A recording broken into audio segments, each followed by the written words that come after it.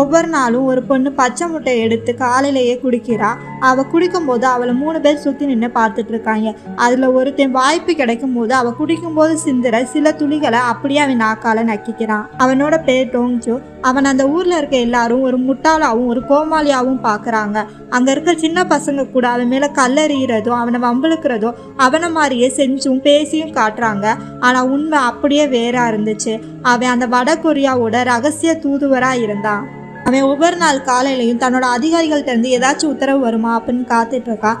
2 வருஷத்துக்கு மேலேயும் ஆயிடுச்சு.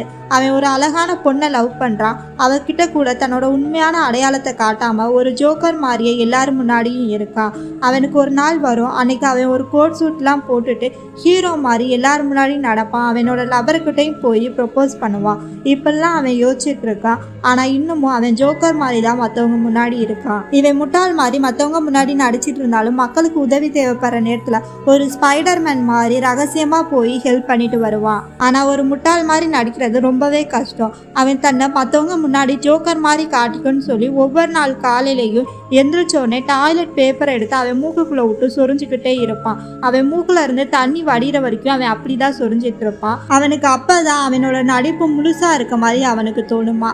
அவன் எப்பவுமே ஒரே மாதிரி பச்சை கலர் துணியை தான் போட்டுட்டு இருப்பான். இதனால சின்ன சின்ன குழந்தைய கூட அவனை வம்பிழுக்கும். ஆனால் அவன் மனசுல எப்பவுமே ஒரே ஒரு பொண்ணு தான் இருந்தா. அவ பேரு ஷாவுவான். அவளை பார்க்கும்போது தான் டோங்ஜூ தான் தனிமையாக இல்லாத மாதிரி ஃபீல் பண்ணுறான். ஆனால் ஒவ்வொரு தடவையும் ஷாஹுவானோட தம்பி வந்து டோங்ஜூனை அடிச்சு போட்டு போயிடுவான். அந்த ஊர்லேயே டோங்ஜூவை ஒரு சக மனுஷனாக நடத்துறது அந்த ஊரில் டிபார்ட்மெண்ட் ஸ்டோர் வச்சிருக்கவர் தான். அவர் டோங்ஜூவை பார்த்து பரிதாபப்பட்டு அவனை அவர் வீட்டிலையே தங்கிக்கிறதுக்கு இடம் கொடுத்துருக்காரு. அவன் அவர் கடையிலேயே 2 வருஷமாக வேலை பார்க்குறான்.